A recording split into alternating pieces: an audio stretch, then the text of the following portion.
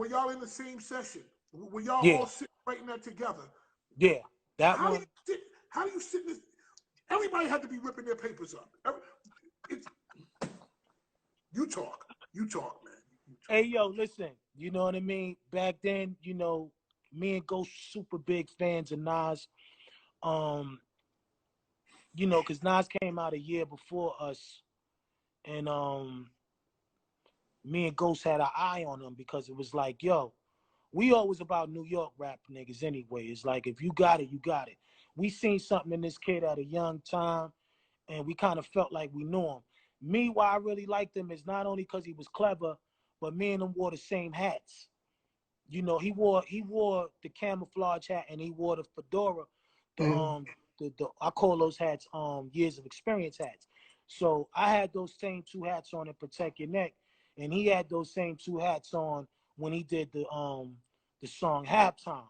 So I'm Right. listening to this nigga. I'm like, yo, this nigga, this little nigga right here is something. Like, you know, so me and Ghost already had him on our radar, and somehow later on down the line, we connected one day at a show, and it was like, you know how it is. You see a nigga that you respect and you love, and you excited to meet him.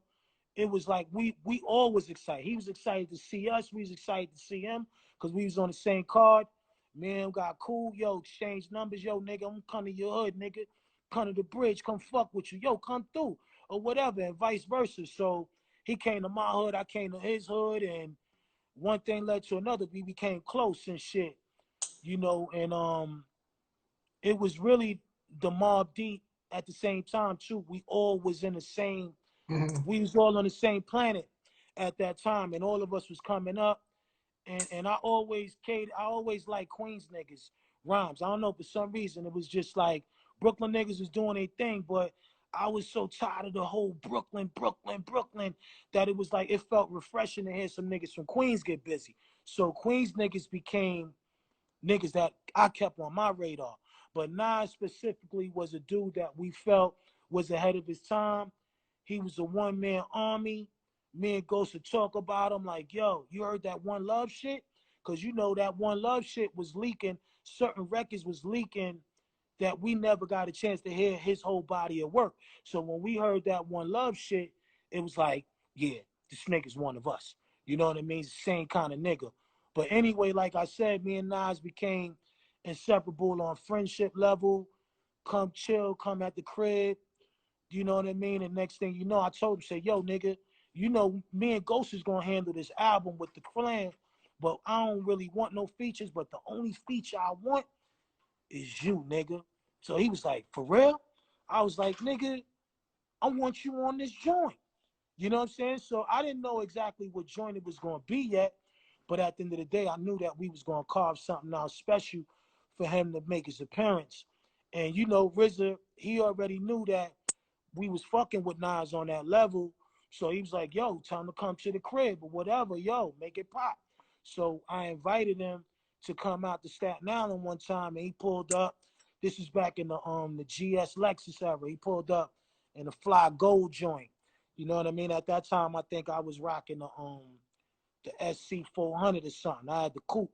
This is when the whole bubble shit was starting to happen with the cars and all that. So he came to my projects first, had him in a Chinese restaurant with us. Niggas is ordering wings and French fries and fried rice, and niggas is scrambling. And I had to show him that we come from the same shit you come from, because when I was in his neighborhood, he taking me in certain sections that I knew it was real on his side. So he's seeing the movement, he's seeing what's going on, got him out of there real quick. Cause you know, when the nigga comes see you from out of town, you feel responsible. Like, let me not let nothing happen around this nigga because this my nigga. So after that, we shot the RZA's crib, which was on the other side of the island. He sat back. I played him the album. He damn near fainted. You know what I mean? Then he heard the beat, and we was like, yo, nigga, this the joint. This what we want you on. So at that time, Ghost didn't make it there. I think Ghost came when he started to come in the booth and vibe out for a little bit. And Ghost just walked in the room and shit, dapped him up. Yo, what up, nigga? Yo, yeah. And next thing you know, Nas was just in there just fucking around, throwing verses around. So he didn't really actually carve his verse out for this particular record, because this was the first time he heard it. Back then, niggas wasn't doing all that, yo, send me the beat and all this shit. Niggas like, nah, nigga, I'm gonna come and see what you got from there, and then we gonna go from there. 100%. So at the end of the day, he loved the beat. He went in there and started shooting some blanks. You know what I mean? We was looking at him, we was like, but then when he came with that through the lights, cameras in action, it was like, me and Ghost looked at each other like, that's it. Looked at Nas, that's it. So he stopped. And then he looked at it and said, yo, y'all like that shit? We was like, we love that shit. That's it. And then he went in there, he took his time and blew it down. And we was like, yo, after that, I went in there and wrote my rhyme. You know, I'm a quick writer. So I just love the fact that he went in there and displayed his gangster on it real quick. And I just came and followed up. And then Ghost came and followed up after me. And it was a record after that. Yeah, it's simple. Final one. Because there's so many, there's no album. We could do Wu Can Be, we could be here forever doing this. Ice Cream. Who came up with the concept? Was that your idea of a commercial record? And how did that change women's idea of you? I mean, at that time, RZA was always telling us like, yo, man, y'all niggas got all these criminal style records.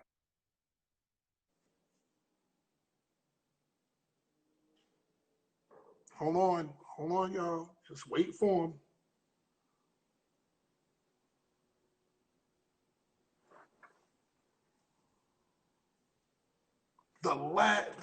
On the last song.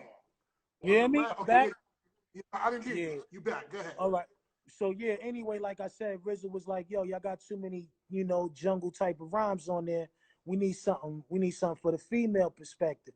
So at that time, me and Ghost was like, yo, we ain't really making this album for the women, but at the end of the day, we respect what he said because we did have a lot of female followers, you know, at that time. You know, Meth was the Michael Jackson of the crew, you know, so we knew that we had an audience of girls liking us. So we all agreed like, yo, all right, yeah, we better have at least one for the ladies, you know. So next thing you know, the beat RZA had sound like an Ice Cream type of beat. If you listen to the beat itself, and see, one thing I'm gonna do, School, I'm gonna tell you, you know I'm working on a documentary, so I'm gonna really give you the facts and the doc, but I'm giving you a little bit right now. But anyway, you know, the beat sounded like. You know I'm gonna be the first on line for that. You know that, right? Of course. Okay, so just keep talking. So anyway, you know what I mean? The beat sounded like an ice cream truck. It sounded like you could have heard that on the ice cream truck. So we still ain't have a name for it yet, but we knew that might have been the closest, softest, but fly shit that's gonna make the album. So when it came down to the hook, I'm not Captain Hook. I don't really fuck with hooks like that, you know. So at the end of the day, Meth was there. He was in the room. You know, yo, Meth, handle that. Meth handled it. Yo, watch these rap niggas get all up in your guts. You know, he came with it. You know what I mean? Go set it off, your honey dip, summertime, fine jury. You know, so we knew that the rhyme was going to be something catered to the females based on the fact of the hook made so much sense. I thought it was a clever hook. Everybody in the crew thought it was a clever hook. And at that time, Meth was making a lot of hooks. Like he made the what's the name? Roll, I'm gonna give it to you hook. The what's the name of that joint again? He put it like this. He was making a lot of hooks. He made Cash Moves Everything Around Me hook. You know, so he was Captain Hook back then. I call him Captain Hook.